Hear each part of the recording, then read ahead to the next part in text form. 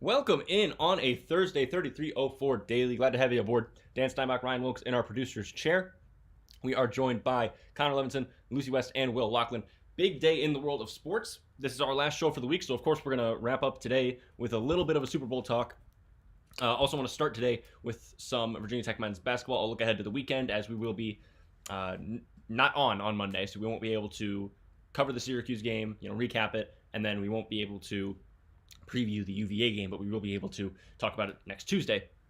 But then, obviously, big story of the day, it is NBA trade deadline day. So, of course, we brought on our NBA czar, Will Lachlan. He's going to help us break it down. And thank God that the news of the day really just broke right before we went live. Or else we would have spent, the next 2 hours trying to float, hoping that, something went down, while we were on air. So, thankfully, that did not happen. All right. Guys, welcome aboard. Let's just do a little bit of time on this because I know that the trade deadline, there's a lot of stuff going on, a lot of big headlines in the association. So let's just talk a little bit about Virginia Tech's weekend coming up. They've got their game against Syracuse on Saturday, and then, of course, they also play host to Virginia on Monday. We've been talking about this team down the stretch, for the better part of a couple weeks now, saying, hey, they have to make a run. It has to be now. And really, you can think that they can drop some games, but earlier this week we had, I believe it was it Caleb Ryan? Who was the one that brought all the numbers to us? I want to say it was Caleb. Yeah, Caleb sounds right. He brought up all the numbers, and he helped us out when it came to okay, what does a realistic path for the men's basketball team? What does a realistic path for them to make the NCAA tournament look like? And essentially, he told us, yeah, they can't drop either of these games. Like these are both games they have to win. We've been saying like, okay, what happens if they get to 500 in the ACC? The percentages are very, very low. They have to really, strike gold here. Now, luckily for them, Syracuse's star center, or maybe not star, but starting center, he's their best defensive player. As a team, they average less than 4 blocks a game, and he averages almost 3 blocks a game. So he's basically blocking all of their shots. He is out for the season with a wrist injury. Shout out to Giovanni Heater for giving me that update. I saw that across his timeline. So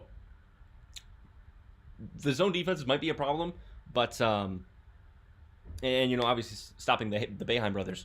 But aside from that, this could be a winnable game. Syracuse is not having a strong season. They're kind of in that middle of the pack of the ACC, very mediocre, and they don't seem to have a path to the NCAA tournament. Unlike Tech, who's on a bit of a roll right now. But it's going to be a tough win. It's going to be a tough game. So let's just go quickly around the room. Let's get some thoughts on Syracuse. We can go over to UVA on Monday, who just came off that big win against Duke. So let's just go around the room real quick to start off a Thursday before we get into some association discussion. Yeah, I think Virginia Tech's strengths play right into Tech matches up really well with Syracuse because Syracuse is willing to give up 3-pointer. And the way Tech has been shooting the three, I think it really, lines up well for Virginia Tech to really take advantage in that game. Now, they're going to have to hit their threes. It's going to have to be the thing because the inside presence might be, kind of sparse just because of that zone defense. And Syracuse is not known to get out of that zone defense. So Tech's able to shoot the three and really get them, you know, it's easy to put a lot of points up on Syracuse if you're hitting the three. I mean, Colgate put up 100 earlier this season, and that's Colgate. So Virginia Tech will, look to have their way on the 3-point line. They're going to need to if they want to win this game. Yeah, and Yeah. they just got done with a. Sorry, Connor. I'll let you go in a second. Um, yeah, Tech is on a really nice run. They have shot 50% over this 4-game winning streak. Even going back to the Miami loss, they shot over 50% from the field. Program record for most games in a row shooting that good from the field. So I mean, it's hard to say they can just keep it going because again, if that's a program record, that kind of hot streak just doesn't happen. But that is the hope that they're able to shoot well against that defense. Yeah, no, I agree, and I think they don't need to necessarily keep it going 100%. Like, they don't have to be hitting 50% every single game, but I think they definitely need to try to not stray far away from that because that's definitely our strength. And I think the Syracuse matchup is a good one because unlike most games this season, we're not outmatched with height significantly. Like I think that was one of our biggest weaknesses in the beginning of the season is we were getting outmatched down low. And I think Aluma and Mutz have been stepping up. and hopefully we'll take care of business against Syracuse and set on a 5-game winning streak and keep making a push towards March, which is what we want to do. I don't know if you guys saw as well, but this Syracuse, their starting center, Jesse Edwards, is going to miss the rest of the year with a left wrist fracture. So he'll be missing his first game against Virginia Tech. And I think that's unfortunate for Syracuse, but it will definitely help on Virginia Tech side, especially for like Keve Aluma. I think Keve Aluma should have, I mean, he had one of his better games of the year this past game, but I think he's set up for a really good game. And in terms of how Virginia Tech matches up with Syracuse's defense in that zone, I think you definitely obviously have to hit your 3-point shots, but you're also going to have to break. The thing is with the 2-3 Syracuse zone is you really have to get into the middle, into the heart of it, and really get him from the mid range. And I think Keve Aluma is pretty good. His face-up jumper is pretty knocked down, so he'll be going up against not Jesse Edwards. So I think if they can break the pressure of the zone and then start shooting hot from three, because the thing is, sometimes when you're at the beginning of the game against Syracuse, you'll be shooting a lot of, they kind of force you to shoot those threes, but it'll be very. All right, Will got locked up. Darn you, internet. But no, I understand what he's saying totally. No, Edwards, and we were talking about that, broken hand, not going to be playing for the rest of the season for them. When it comes to that zone defense, maybe we can look back. Now, obviously, Syracuse might be a more fundamentally sound team than, say, a Georgia Tech. But when you look back at how they beat Georgia Tech in that game with that formula, oh, Will's back. Thank you. No, Will, you're making some good points there. No, when you compare how they broke the zone against Georgia Tech, Will, you're absolutely right. Get the ball to the middle of the floor. I liked the role that Justin Mutz had in that game against Georgia Tech. I think that you can see him in a similar role that way. And with their best defensive player on the floor, their best interior defender in Edwards, maybe that does open up the possibility that you can attack that middle a little bit more than you typically would against the Syracuse zone. So yeah, we'll see what happens. And Jesse Edwards is also a pretty decent player on the offensive end as well. He is shooting over 69% from the field, and Tech's interior defense is a little weak. So it's not like they'll have that down low threat on the offensive end. So a big loss for Syracuse, but it just points more in the favor of Tech. And that's really their starting big man. They don't go to the bench a lot. You look at Syracuse's minutes. They've got their 5 starters, and Edwards is included in that. Everyone else plays over 30 minutes a game. And then you've got 3 guys on the bench that, average 10 or more a night in terms of minutes off the bench. That kind of looks a little bit like Tech. They do have this backup big man, Anselm. Doesn't play a lot, 2.5 rebounds, 2.4 points per game. So he isn't really the most dynamic player as compared to Edwards. So, seeing how they're able to attack that weakness now created in Syracuse's defense and offense, that's definitely going to be the key to Tech's victory. So big loss for Syracuse, and obviously it will end up coming down to if Tech can keep shooting as well as they have. All right, and on the call for that game on Saturday, we've got Andy Losi and Tyler Katz. So that's going to be those are the 2 on the call for 3304 Sports. And then let's do a quick look ahead to Monday. They're playing UVA. UVA obviously coming off that big win against Duke. UVA's had a disappointing season, but it's the same team. It's slow-paced offense. They try to play tough defense, and they got a big win. They haven't had the best season in terms of results for them, but I think you're going to see a very similar brand of basketball. What do you guys think that Tech can take from the first game that they played against UVA on the road? Really close, came down to the final buzzer, but they just weren't able to pull it out late. This team is kind of on a different track than it's a team from just about a month ago, who was losing a lot of these close games late. Now this Tech team is starting to be the one that pulls away rather than that happening to them. What do you guys think that they can take away from that game to improve for Monday night? I think, honestly, it's just shot making. They had 2 good looks to win in a game that was in the 50s. I believe this game will not be in the 50s. I think both teams are starting to score the ball at a higher clip. UVA the other night was able to score 70 at Duke. So I think it's just strictly shot making. I think it really helps Virginia Tech that this game's at home, that these next 3 games are at home. They're really big, important games. And Virginia Tech's just got to make the shots. And Virginia's Tech did a great job on Armand Franklin and Jaden Gardner last game. They held both of them to like under 10 points. But Francisco Cafaro came out and had the game of his career. So Virginia Tech's going to have to key in on Franklin and Gardner again. And, if Cafaro has another great game, then you just put your hands up in the air and say, we did what we could, because you got to pick your poison with some of these guys. Gardner and Franklin have been elite scorers all year, and Tech's got to pick their poison. So I think there's a lot to learn from that game. And I think it's definitely going to be a more high scoring game than this one. Yeah, definitely. I agree. I think we're going to go way past a 50 points for each team. And I think the other thing is this Tech team has learned to close out games a lot better. In that period where they lost to UVA, they were struggling in the last 5-6 minutes of games to close out games if they had a lead and to hold on to leads. And towards the end of that UVA game, they took a lot of 3-pointers that I thought they could have tried to get the ball in low and just take the free 2 points instead of forcing up the 3 to try to win. And hopefully this game that they do a better job at just taking the shots that UVA gives them and closing out the game when it comes down to the last 5 minutes.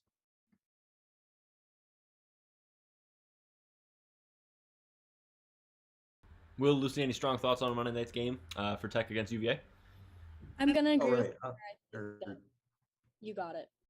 No. I actually don't even really have much to say on this game, Lucy, so you can go ahead and talk about this.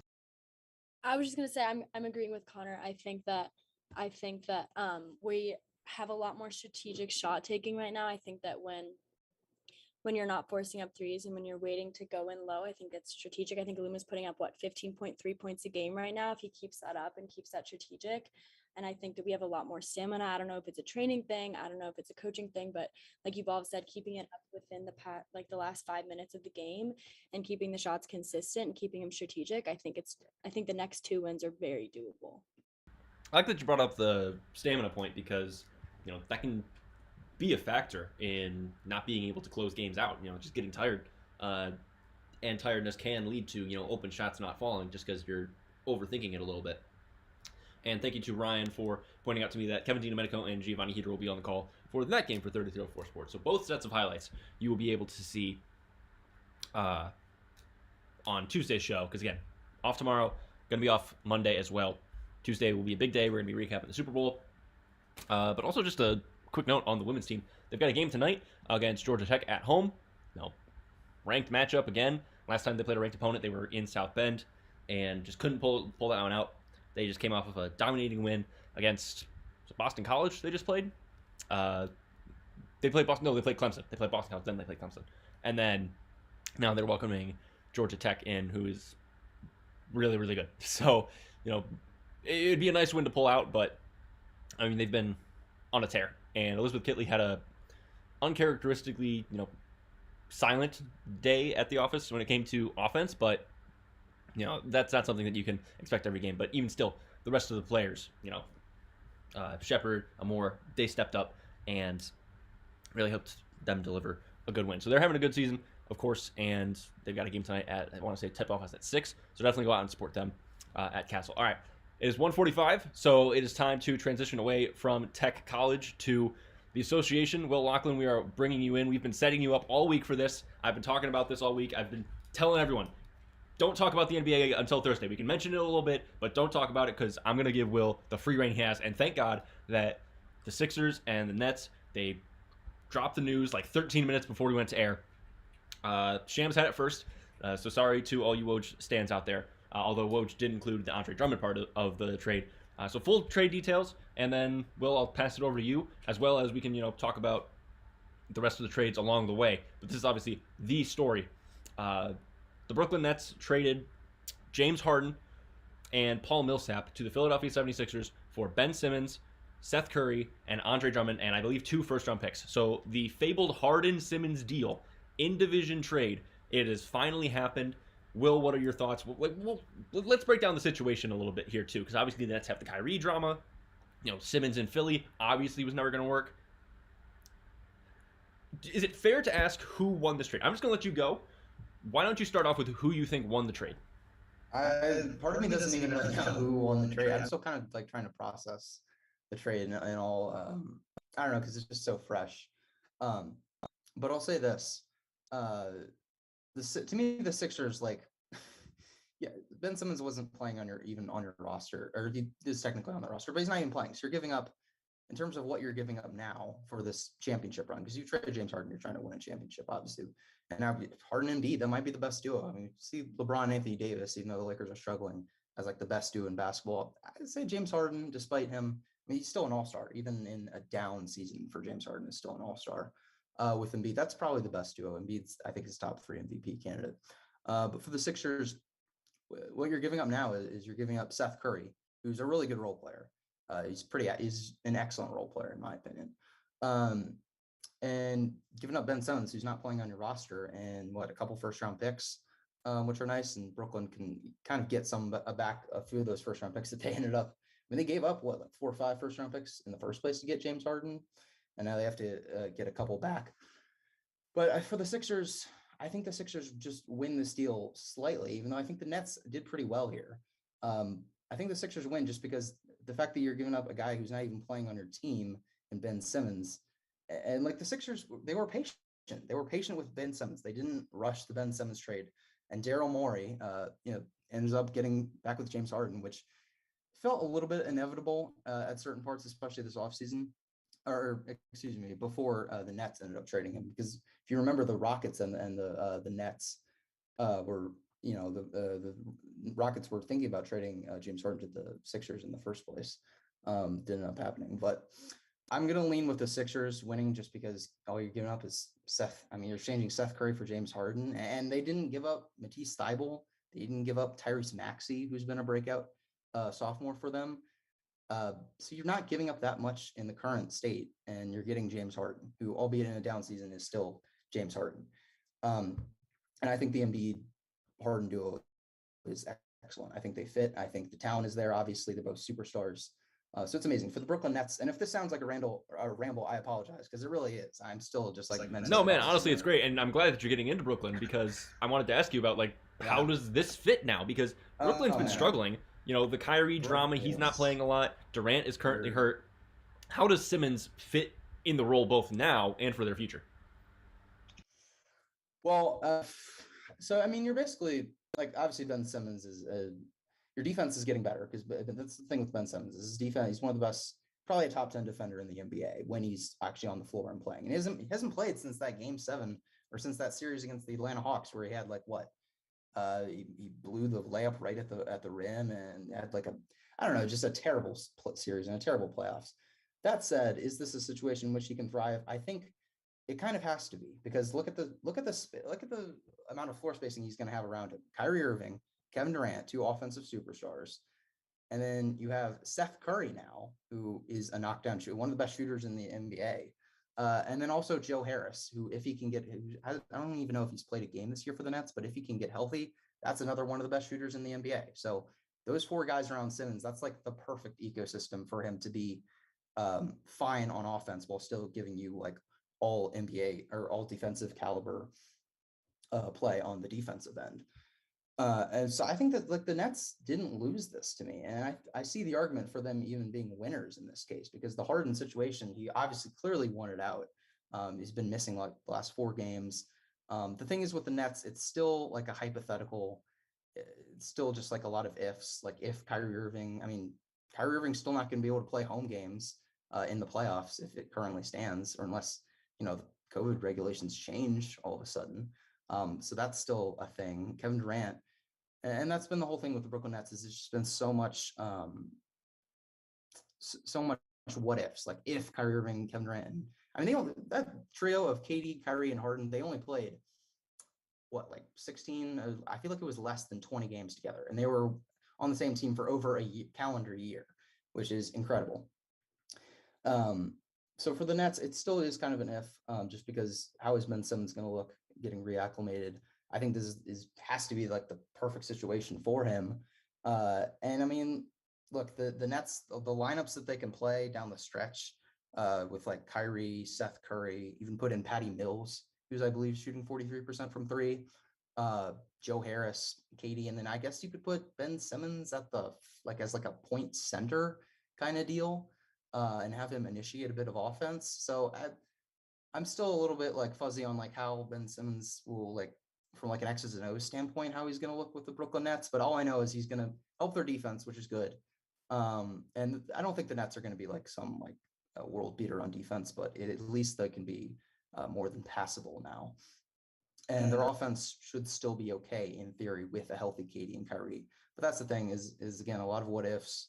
You know, will Kyrie Irving end up getting vaccinated or will he be able to play home games in the playoffs? Will Kevin Durant be healthy? Because that's just at this point. I mean, at one point did we say that Kevin Durant has become like injury prone? Because he kind of is at this point. He just gets injured so often, which is unfortunate because when he plays, he's like arguably the best player in the NBA. So yeah, I mean, just to recap this complete ramble of a take, I think I'm going to lean towards the Sixers winning this because of the fact that Simmons wasn't even playing any games for you, and you're giving up Seth Curry basically for, and I guess Andre Drummond as well is in this deal. I forgot about him. All I'm going to say for the Nets, do not put Drummond and Simmons in the same lineup because that is not going to work at all. They cannot play together at all. But if you splice up the minutes correctly, then it'll be okay. No, you're absolutely right. And no, I like that you brought up Simmons as a point center because, I mean, in theory, with everyone healthy, with Kyrie available to play, with Durant healthy, that could be a mismatch nightmare for some lineups. And it allows Kyrie to play off ball a little bit as well, and it just adds another facilitator to that offense. All right, Ryan, you have something for us? Yeah, I agree with Will on a lot of what he said. And the Sixers, without like you said, Will, without even playing Ben Simmons, are currently the fifth seed, and I think this adds a whole nother dimension to their offense. And we talked about this a bit pre-show. The Sixers are always a dangerous team in the regular season because they're able to impose their will down low with Joel Embiid and win games that way. And Seth Curry helped with some of the 3-point shooting, but they still haven't been an elite 3-point shooting team. And I think James Harden gives them that new dimension and making them harder to guard, because when they get to the playoffs, the reason the Sixers are first round bounces most years, first round, second round bounces, is because the defensive philosophy against the Sixers is so easy. You pack the lane, you let them shoot, and you double down on Embiid, maybe even triple down. And that's the way they get bounced out of the series. And now I think that adds a whole nother dimension. I think it has a similar effect on the Nets, but in the opposite way. They've got a guy now that can get downhill, get to the rim, and even go down and post up. So I think this adds dimensions to both teams that they didn't previously have, and I think it immediately makes both of them better. So I think it's very beneficial for both sides, and you get another shooter, like Will said, a very solid role player in Seth Curry, and I think it's what the Nets needed to kind of jolt them. They had one of the worst first quarter performances I've ever seen the other night, and they need to get back on track and really start winning games, because we're getting down the stretch here. I mean, it's getting we're about 53, 54 games in the season. So it's getting serious, and it's going to, a lot of stuff's going to have to start happening for these teams to get into solid positions for the playoffs. Quickly, I'm still in awe at how, and I kind of touched on this earlier, but like, I'm still in awe at how Daryl Morey, finesse Ben Simmons, who was just like, that situation was just so awful for like the entire Sixers organization. And he finessed Ben Simmons, who wasn't playing. And last time we did see him play, looked really, really bad on the offensive end. I mean, he wasn't even he was averaging like 10, 12, like 10 points a game in the playoffs. Just really bad for his standards. So you finesse that into James Harden, like a top 10 player in the NBA. That's incredible. And he was patient, and a lot of people, including myself, really thought that the Sixers needed to like just trade Ben Simmons, do it already. But it ended up working out. Yeah, and I just want to quickly I agree with both what they said, but I think with the whole winning and losing the trade thing, I think this is one of these trades where we have to kind of sit and wait and see what happens. Because I think on the 76ers side, they're a win now mentality. So I think if they don't at least make a run and make it to the NBA finals, I think they lose this trade because they are in a win now mode. And for the Nets, you have to see how Ben Simmons plays. He hasn't touched a basketball court in the NBA since the end of last season. So we don't know how he's going to play and how he's going to react to being in this new environment with the Nets. So I think for both sides, it's a wait and see to try to figure out who wins this trade. And yeah, I think for the Nets too, they got 2 first-round picks back, but they gave up 5 to get James Harden. So I think getting rid of him in that case, you still kind of lose on that end. But I think for both sides, it's a wait and see thing to see how the rest of the season plays out.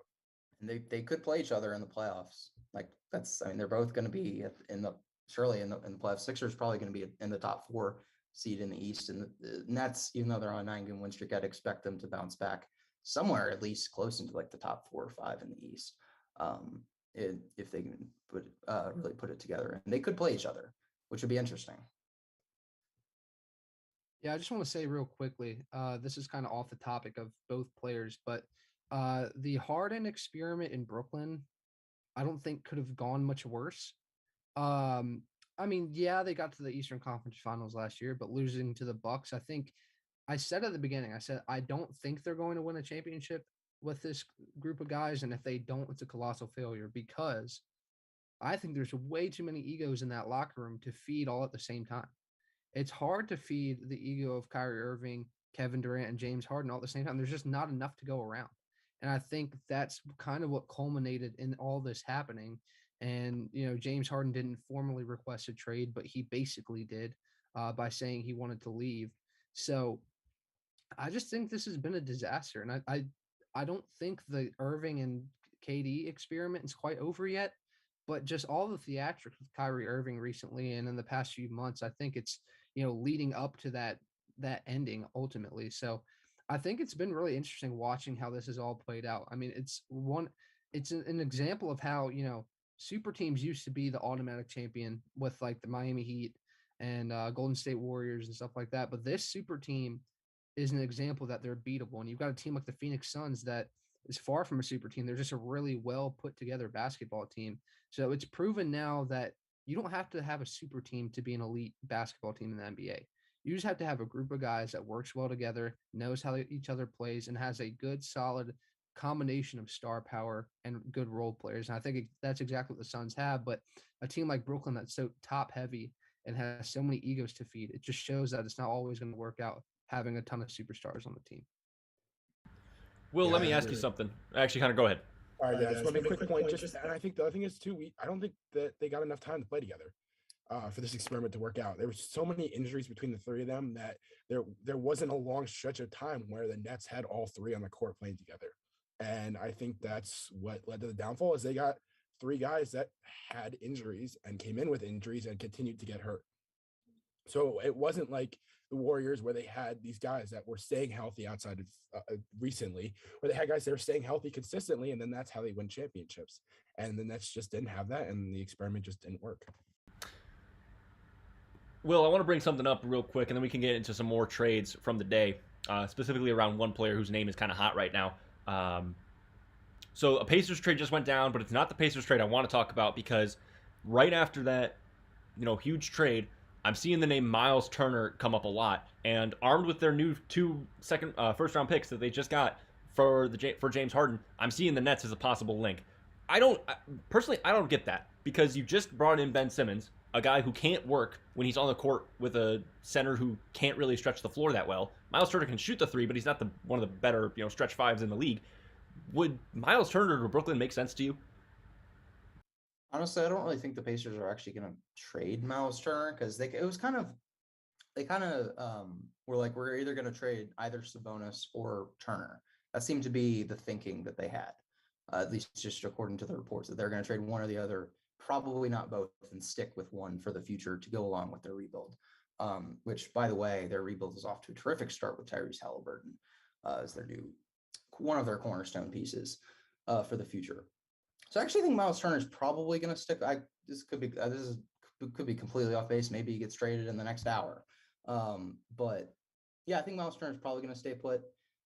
The team that I've wanted him to go to was the Charlotte Hornets. I've been just clamoring for that to happen because they need a big man. They need a center. They're just so weak down low. I believe Mason Plumlee is their starting big man. So they certainly need an upgrade if they're in the plan right now. And they really struggle against good teams, especially with size. They've struggled against the Heat, the Raptors, basically every contender or every other playoff team they lose to, the Charlotte Hornets. So they really could use a Miles Turner, but I honestly don't know if it's really going to happen because I think the Pacers are probably going to stay pat. In terms of Miles Turner, if the Nets were interested, I mean, that would be really something. I don't know how that deal. I don't know what kind of pieces would be in that deal. off the top of my head, but I'm trying to think of my starting lineup with Miles Turner would be what? Kyrie, Seth Curry, KD Simmons, and Miles Turner. That would be something. I'm seeing this they, Claxton guy, Nicholas Claxton, oh, from the Claxton, Nets. He'd yeah. be a I part mean, of it. he's kind of their other. He's their young other. He's their center that they kind of play, and his flashes are good, but especially last year. Last season, he had some really encouraging. Claxton had some encouraging flashes. This season, it's been a lot more inconsistent, I'd say. But yeah, no, I think the Nets are probably not going to make another trade. I think the Pacers are going to stick with Miles Turner, which I guess I'm okay with. But I don't know. I think I'd kind of prefer if they maybe at least try to mark it out, because I think they could get even more assets for the future. The Pacers. All right, top of the hour, 2 o'clock. You're listening to 23304 Daily, breaking down the trade deadline. You want me to put a local spin on this, Harden news? Washington Wizards fans, you're playing the Nets tonight, and the Nets are on a 9-game losing streak, and they're not going to have James Harden. So there's a chance. There's a chance you could pull out a win tonight. Let's see here. Just staying on Twitter, checking out everything else that's going on. All right, so some other big moves. Will, I want to get your thoughts because we talked about this a little bit yesterday. I think Ryan and I got our thoughts out there. When it came to whatever Portland's doing. Portland has been wheeling and dealing the last couple days. It seems like they're done. They did all their stuff before, the day. Moving on from CJ McCollum, ending that era of Lillard and McCollum in the backcourt. It seems like they've been moving all these pieces around, and all that they've gotten back in return, they would have gotten Nickeil Alexander-Walker, could have been a nice young guard for the future, potentially without Damian Lillard, but then they just ship him off to give Damian Lillard Joe Ingles. What are your thoughts on the Trailblazers, doing what they're doing and basically just kind of wasting whatever years they have left of Damian Lillard's prime? I'm so disappointed in the Trailblazers. Their first deal, I think, was terrible, to be honest, or just really bad. Because they gave up Norman Powell and Robert Covington. They didn't even get a first-round pick. And you look at the investment they got in to get those guys. They traded away Gary Trent Jr., who's already one of the best knockdown shooters in the NBA. I would say when he was with it, or he was butting into that, and now he really is. And he can also just create his own shot. He's just a really talented overall scorer. He's come from being at Duke to just being solely a 3D guy to kind of just a 3D self-creator. So that was the investment that they got in to get Norman Powell in the first place. And then they shipped Norman Powell and Robert Covington off for not a lot at all. So that trade, I think, with the Clippers was really bad. I liked the CJ McCollum trade for the Blazers. Okay. I think the Pelicans definitely won, but I was like, all right, this deal is fine because you're getting a first round pick. You're getting a young asset in Nickeil Alexander-Walker. But then Woj reported that the Blazers, all this was being moved. The Trailblazers are basically just trying to they're trying to reshape the roster around Damian Lillard again. And that's not the plan. That should not be what you're trying to do. It is time to move on. I hope that it seems like Damian Lillard is, I think if this doesn't work out, and trust me, it's not going to work out at all. Damian Lillard will probably hopefully request out, but he doesn't seem like he's going to yet. I guess they're going to try it out one more time. And Joe Ingles is injured for the entire season anyways. So he'll be an asset for them really at next year. And Dame's going to miss this year as well. So I'm disappointed in the Trailblazers. I think, again, the Pelicans deal was fine at the time. It was just a couple days ago, but it was fine in the moment. But then once Woj was released, that the plan wasn't to rebuild. The Blazers deal with the Pelicans was a good trade for the Blazers if their plan was to rebuild. But since it's not, it's really a bad trade because they flipped Nickeil Alexander-Walker, which they could have had, a fine young backcourt in Walker and Anthony Simons, who's broken out. That could have been the backcourt of the future. And there's some real promise there, but that's not going to end up happening. So I don't know what the Blazers are kind of hopeless, to be honest. Again, I was optimistic that first trade with McCollum could lead to some good stuff, and the pick as well, that protected pick. The Blazers don't get that first round draft pick if it's not in between picks 5 and 14. That's a 9 pick. That's just 9 picks. It could easily not be in that, especially if the Pelicans can make the plan and actually get into the playoffs and do something. Like if the Pelicans, I believe if they reach the playoffs, the Blazers don't get that pick, or then maybe they get like a first round pick for the future. But either way, that pick could not even convert into anything. So a massive disappointing trade deadline for the Blazers. I think they're easily one of the worst or one of the biggest losers of this deadline. Them and probably the Kings, but I think the Kings are. And if we want to talk about the Tyrese Halliburton trade, Yeah, the go Kings, for I it. We don't touched think on it a that- little bit yesterday, and my point of it was they've spent a lot of their past drafts building up a backcourt. They have a lot of backcourt players. They brought in, obviously De'Aaron Fox a couple years ago at this point, but they, traded in Buddy Hield, and then to supplement that, they brought in David Mitchell and Tyrese Halliburton. Now they're trying to send some people out. They sent out Buddy Hield as well in that deal. So they kind of clear that out, and they get a really good player in their front court who just had a nice game in his debut. I believe that was last night. So, I mean, if you want to touch on that, honestly, of the two, I would have thought that Sacramento would have stuck with Halliburton over De'Aaron Fox. I know money is an issue there because Fox has a big contract. But Halliburton is more of a modern player. Fox has been good. I think he's been a better offensive player than I would have given him credit for coming out of college, and especially earlier in his career. But he's just not as good a shooter as Halliburton. And Halliburton has the size, he has the playmaking ability. I think that in the way the NBA is going, I thought the Kings would have stuck with Halliburton. I would have if I was making that decision, but I want to hear your thoughts on it. Yeah, I think the Pacers are like, this is incredible for the Pacers. Getting Tyrese Halliburton, like Sabonis is a better player than Halliburton right now, pretty clearly, I would say.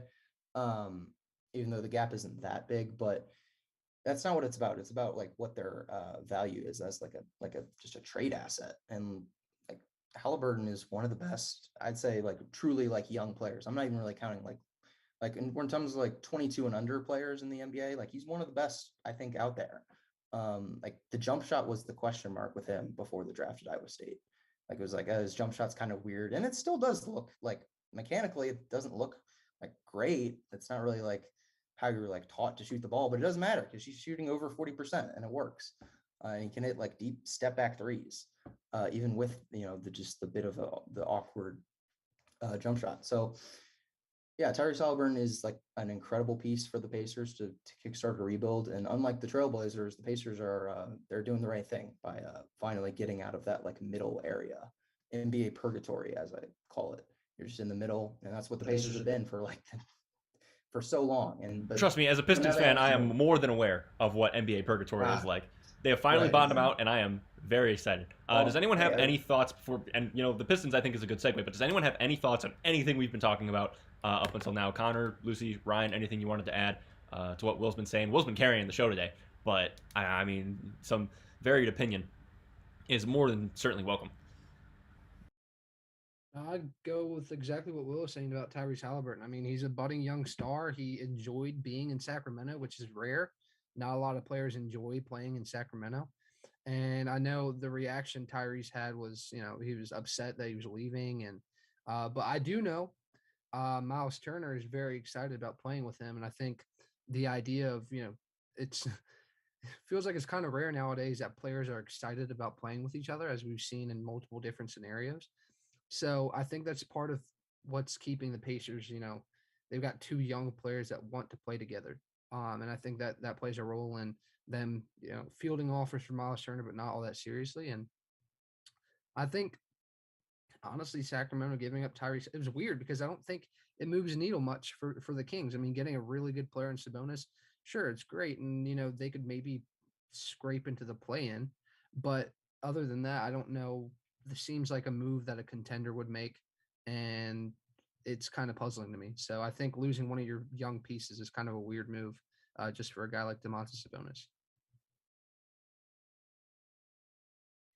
Yeah, no, I think Ryan makes a good point there about finding players who really want to play together. And I think kind of like going back to what we were talking about earlier, that was a big issue that the Nets had, is that even when they had all three of those players together, since they weren't together all that often, they were all looking for their own shot.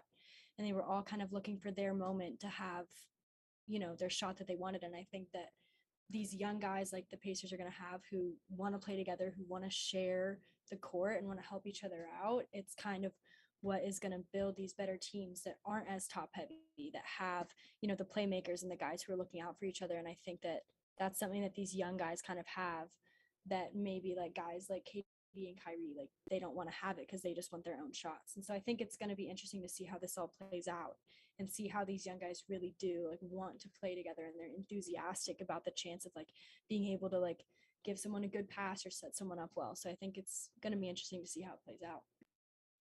Yeah, I agree, and it's nice to see Miles Turner happy, especially after the last like three. This is like the third year in a row where he's on the trade block rumors, and they're trying to get rid of him. And I think it's going to be nice to hopefully see him happy on the Pacers and getting a buddy to play with. Yeah, Indiana's been trying to just run back that lineup. They have tried bringing in, like they brought in Malcolm Brogdon, tried to make that starting five work, but Sabonis and Turner, it just didn't grow into what they expected it to. So now they finally separate the two guys, and they bring in a point guard that, could really, he's a budding star, no doubt. Again, thank God that the James Harden trade happened, because now we were able to milk out a solid 30 minutes of content before getting into what before would have been, the trade of the day. It's a 4-team deal between the Pistons, the Kings, the Clippers, and the Bucks. The highlights of the deal, I guess you could just say, is that the Clippers end up sending Serge Ibaka to the Bucks. The Clippers receive Rodney Hood from Milwaukee, as well as Semi Ojeleye. Milwaukee again receives Serge Ibaka. Another piece, some other pieces moving. Notable names: Dante DiVincenzo from Milwaukee goes to Sacramento. Sacramento also acquires Josh Jackson and Trey Lyles, and that's from the Pistons. And then the Pistons acquire Marvin Bagley. So that's all just a lot of moving of names moving around. I think your storylines that you're looking at are, okay, what does Serge Ibaka bring to Milwaukee, who is a title contender team? The Clippers are a team that have a very low ceiling just due to the fact that they're missing their stars. So not like that trade really moves the needle for them. Just try to, with the additions of guys like Robert Covington, Rodney Hood, and Norman Powell from the Blazers, those trades, they're really trying to build a nice bench, some nice role players around Kawhi and PG for when they return, either late this season or just next season in general. And then I guess the other big name you could point to is Marvin Bagley, trying to get a career restart in Detroit. As a Pistons fan, I would say I don't know how much I can trust Marvin Bagley to have a career restart, because I think Marvin Bagley, it's very unfair. Because, you're comparing him to the likes of Luka Doncic, Trae Young, people that were drafted after him in that draft. Even Jaren Jackson Jr., who has been a stud for the Grizzlies. He was drafted at 4 overall, and he looks like a much more modern NBA big, can shoot, can do a little bit of running, plays tremendous defense. Marvin Bagley just has never really been that. More traditional, a guy that, you look at his numbers, he averages a tick over 10 points, and then he grabs 7 rebounds a game. That's been his career averages basically for his entire career. So, not really. It's going to become an experiment in Detroit to see if he can become something akin to what they did with a guy like Josh Jackson. Again, another top 5 pick a couple years ago, who just has not worked out in the league that well. And, they really didn't have to give up much. They gave Josh Jackson a very small contract. Now they're just giving up, Josh Jackson and Trey Lyles for, potential again. It's basically just recycling the same thing. So that's the other 4-team deal. It's not as impactful in terms of the top of the league as, the trade that just went down between Brooklyn and Philadelphia. But, before then, that was the big trade of the day for 4 teams. The one thing you could point out to is Serge Ibaka to Milwaukee. He is a little bit older, but, Will, I'll ask you, does Serge Ibaka to Milwaukee, does that, help them? How much does that help them when it comes to them trying to repeat for the title? I think that's probably like the biggest highlight for me. One could say it's Marvin Bagley, but I don't know. I just don't know how that's going to work out with the Pistons. It could be good though. So yeah, for the Bucks, like Serge Ibaka to the Bucks, I think is it's very ideal because Brook Lopez has been out for basically the entire season, and so Giannis has been playing the center, which is perfectly fine because he's a big, he can do that. But you definitely want some depth behind him, especially if Brook Lopez is going to even miss some time in the playoffs. Like you need some kind of reinforcements on that back line. And, Serge Ibaka, really ever since he's gotten to the Clippers, ever since he won the ring with that Toronto team in 2019, he's definitely taken a step down on his defense. Is still kind of a floor spacer at 6'10". But I think it's a really good move because they're giving up Dante DiVincenzo, who was injured for that playoff run. He got injured, I believe, in the first round in Miami. And the thing is, like, Dante DiVincenzo, I really liked him with the Bucks really until that injury, but it was just kind of a situation where it's like they had Pat Connaughton, who stepped up for them, to kind of replace that Dante DiVincenzo role as like their shooting guard in the lineup. So you have Pat Connaughton, who's like 3-and-D shooting guard, Grayson Allen, who's provides 3-point shooting, and Dante DiVincenzo, and they're all kind of like the same. Like they're all 6'5", 3-and-D kind of shooting guards. So you just have like a lot of repetitiveness. So I'm completely fine with them trading one and Dante DiVincenzo and getting you're trading some backcourt depth really for some frontcourt depth. So to me that makes perfect sense. So I think this is a good deal for the Bucks for sure. And you also need that veteran to kind of replace PJ Tucker. Like PJ Tucker was one of the veterans for the Bucks on that run, and they lost him to Miami. And now Serge Ibaka, obviously they play really different. PJ Tucker, better defender. Serge Ibaka maybe provides a bit more offensively, at his best at this stage of his career. But you really needed someone to replace that veteran role and go along with, guys like Bobby Portis and Pat Connaughton on that bench. And so I think it's a good deal for the Bucks, to be honest. Yes, that was the trade of the day until obviously the big news broke. Glad we were able to get a lot of it out of NBA trade deadline. We have a little less than 45 minutes until the deadline hits. We will be off air by the time that happens. But, just some other names to potentially be thrown around. Pistons could still be looking for a trade partner for Jeremy Grant. We mentioned Miles Turner. Got Will's opinion on that. He thinks that he will not be moved, but we'll see. And then, at the end of the day, could the Lakers, potentially be in the market? I know that Mitchell Robinson from the Knicks, that's also a name. So a lot of stuff still happening. We have about 40 minutes until 3 p.m. The NBA trade deadline made official, but we're going to move off of that now because we're not on the air tomorrow. So that unfortunately means we don't have a show leading into the biggest weekend in American history or in, the American calendar. It's Super Bowl weekend. It's Super Bowl Sunday. So we've got to do something about that. We got to talk about it a little bit so that we can recap it on Tuesday. All right, so obviously Rams-Bengals, it's what everyone's been talking about.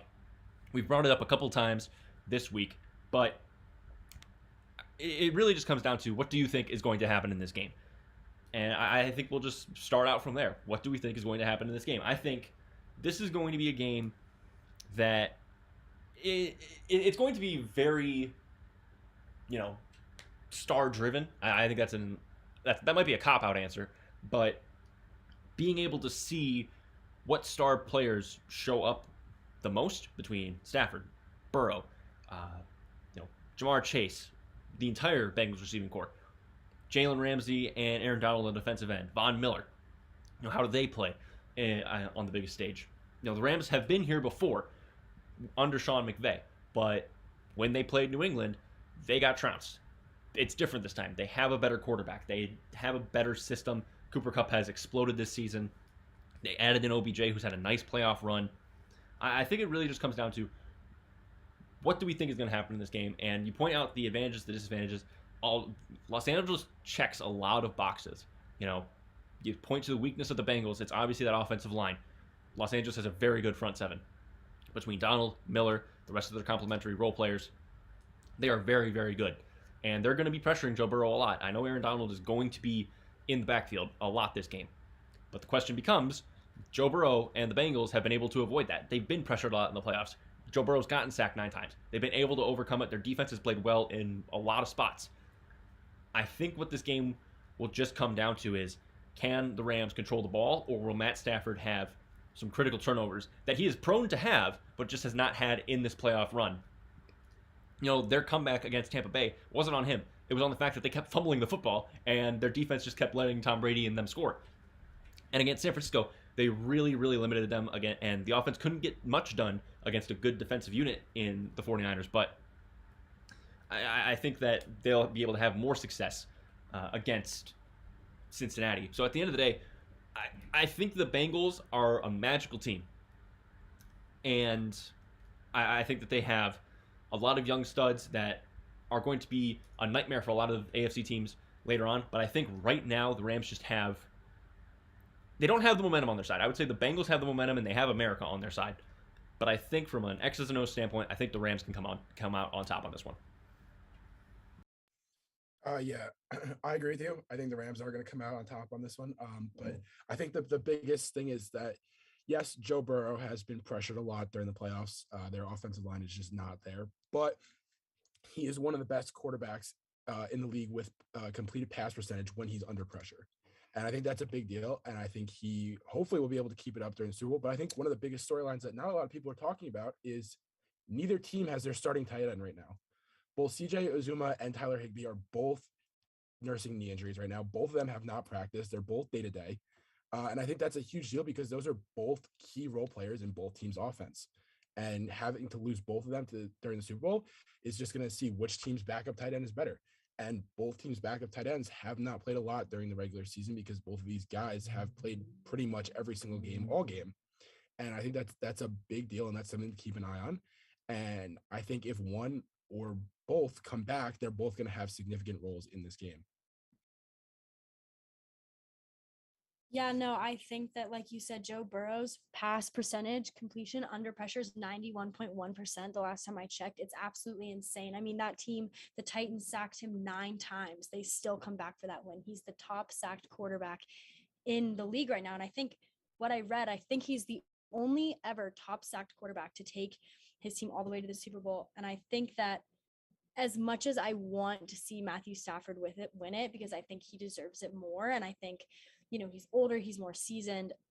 I can just see Joe Burrow absolutely just crushing it. And I think that as much as Aaron Donald and Von Miller are going to pressure him, and as much as his O-line doesn't play well, I have this image of him just like exuding with this confidence. Like we said, he has America on his side. And I think as much as I want the Rams to take it, I think Joe Burrow is going to pull it out. And I think he has the chance to do it. And I think that if he gets the confidence in him, I think he has it. As much as I don't want to say that. And I mean, I love him, but I think the Rams had a better all around season. I think I want them to win more, but I think Joe Burrow is going to take it. All right, so we have a Cincinnati truther on the show today, but I want to break in real quick with this. A little bit more NBA trade deadline news.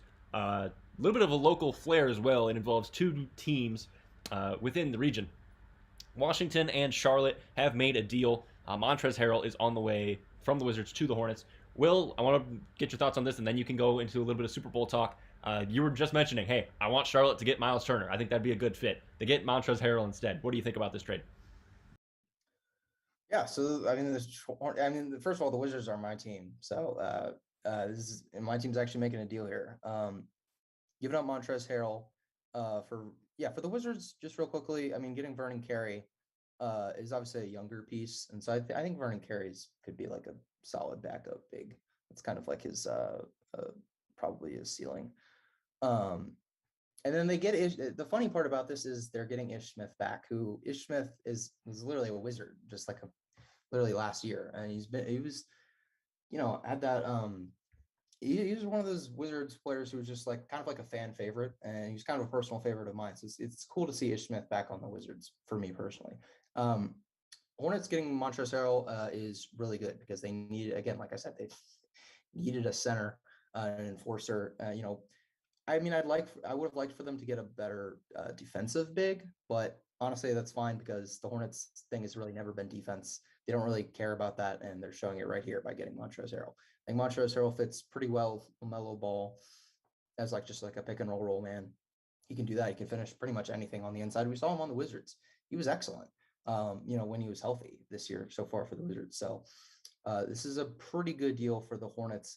I would say the Hornets won, but I don't think the Wizards lost it terribly because I don't really know how much value like getting a younger big for Harrell I think is fine value for the Wizards, but really good job for the Hornets. Not maybe the best, but as I was saying, I don't really think the Pacers are going to trade Miles Turner, so I don't really think that was, I guess, on the table as much as I wanted it to be. So getting Montrezl Harrell is a nice just fallback option, I think. All right, and your take on the Super Bowl? Oh, yeah. I would pick the Bengals to win. I think the Rams. Like I picked the Bengals to beat the Raiders, and then I picked them to beat the Titans. I picked the Chiefs. I was so committed to the Chiefs are not going to fumble this again, and it's exactly what they did in basically the same fashion that they did to the Bengals in the regular season. So I'm gonna, kind of, I'm gonna pick the Bengals because I think they're kind of like just the team of destiny. And look, Aaron Donald's going to shred the Bengals offensive line. I don't think anyone who watches anything regarding football with these two teams, it will tell you that. And it's absolutely true. Like the Bengals have no response for Aaron Donald, and even really just the Rams pass rush as a whole with Von Miller. But they've been able to overcome that basically at every single step this year. Like that's been a problem for the Bengals, and they've still been one of the most explosive offenses in the league. And so I just don't. And the biggest thing is the Bengals offense. I don't think they're going to be putting up like 30 points a game, but I don't think they're going to have to, because I think the Bengals defense has stepped up so well. And I don't think they're like the Rams offense is good, but I think the Bengals defense matches up pretty well. So I'm going to pick the Bengals. Should I give a score prediction? Sure. 27-24 win for the Bengals. Evan McPherson game-winning kick, because that's just what Evan McPherson, Super Bowl MVP, probably the best value bet of a lifetime. Yeah. All right, I want to throw this question out there real quick. Ryan, did you give your thoughts on the game? No, but I'm pretty much with the opinion that the Rams, I think overall the star power will in the end overpower the Bengals, and I think the magical run ends here. I think it's something to certainly build on. I mean, who knows with the inconsistencies of the NFL year to year what the Bengals will be like next year. I mean, wouldn't be shocked to see them have a 6-11 season or something like that, just because that's how the NFL works. But I think the Bengals have solid ground to build upon, and regardless of how this game goes, it's definitely a win of a season for Cincinnati. Well, I want to. I like that you mentioned next season, because one of the things that I'm seeing right now being discussed among football fans is who do you want to see win this game more? And I know Lucy was talking about, hey, I would love to see the Rams win. Lucy, can you elaborate on that? We have only a little bit of time left. We have under 2 minutes, but just give like a quick sentence on why you want the Rams to win so bad. Like we've said, I love their D-line is so good and they're so much fun to watch. And Aaron Donald is absolutely going to kill the Bengals O-line. And I just think that Stafford is a more seasoned quarterback, and I think he deserves it a little more. Okay, so there are reasons, and then obviously everyone has their reasons for liking the Bengals. A lot of it being, I love Joe Shiesty, I love the Burrow to Chase connection, I'm an LSU fan, all that stuff. The thing that I am seeing a lot of is I want the Rams to win because Stafford needs to get his now. Burrow has a chance to get it later. And I understand the sentiment to that, because Burrow's in only his second year, really his first full year, because, it got cut short due to the injury. But at the end of the day, I forget who brought it up. Someone brought the stat that only 3 quarterbacks had ever gone back to the Super Bowl after losing the Super Bowl, like ever. If they lose a Super Bowl, it's very hard to get back to it. And Burrow is in a division or in a conference with Lamar, with Allen, with Mahomes, with Herbert, with all of those, young, talented quarterbacks that look to be the face of the NFL. So saying that Joe Burrow and the Bengals are just going to be a perennial contender, are going to be a team that gets back to the Super Bowl in Joe Burrow's career, it's a tall ask. It really is. Is it possible? Absolutely. If you have Joe Burrow for the next 15 years, you're going to win a lot of football games. You're going to be in a lot of playoffs. You're going to, have those opportunities to make Super Bowls again. But realistically, it's very difficult. And the AFC looks really dominant when it comes to quarterbacks. All right. That's where I wanted to stop the show for the end of the day. Enjoy your weekends. Again, no show on Friday, no show on Monday. So enjoy your weekends. Enjoy the Super Bowl on Sunday. Call in sick to work now for Monday, because I don't know why. It should be a national holiday off. That's just an opinion. It's very popular, but I'm going to go with it. So we'll see you on Tuesday. You've been listening to 3304 Daily. Take care, everyone.